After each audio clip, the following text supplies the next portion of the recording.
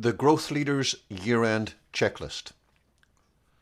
Salespeople live and die by the annual review.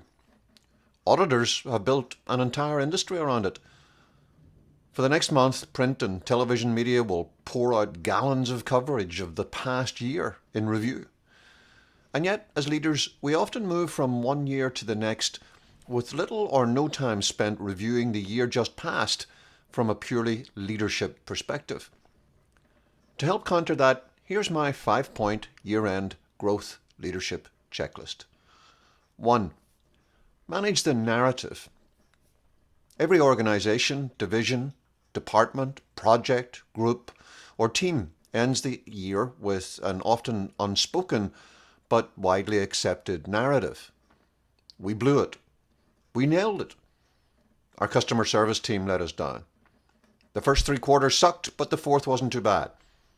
We finally learned how to hit sales goals. Your mileage will vary.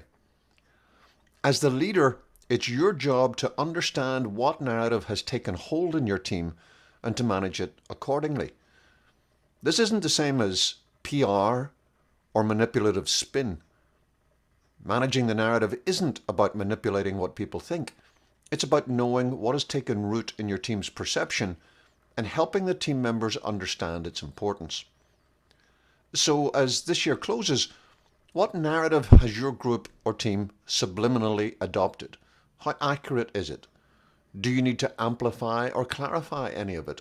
Does it need to be discussed as a group? What lessons can you all learn from the narrative? 2. Straighten your angels. Next week we'll put up the Christmas tree in our house, and as always the final thing we'll do is straighten the angel at the top. Whether you've had your best year ever or the worst year imaginable, some, probably all of your top performers will have been bent out of shape getting you through it. Some of them will have developed less than helpful traits of arrogance, perhaps, born of success, or gruffness, or maybe just thoughtlessness. Some will be harboring grudges or feeling hurt or confused.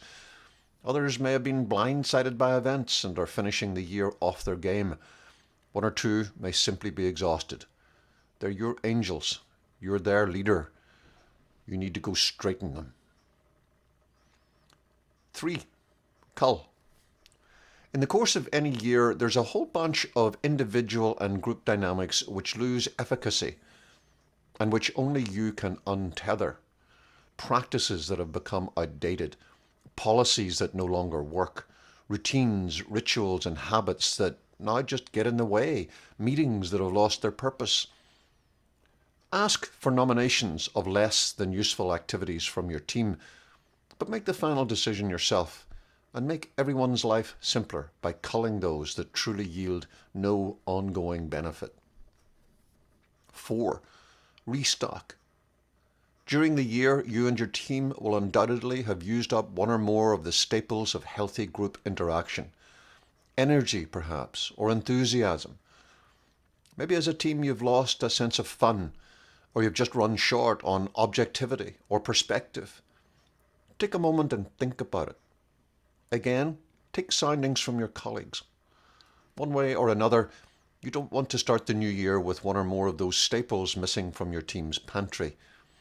When you've identified which is missing, or has run down to dangerously low levels, think through how to restock in the next 21 days. Can you theme the holiday retreat or your end-of-year address accordingly?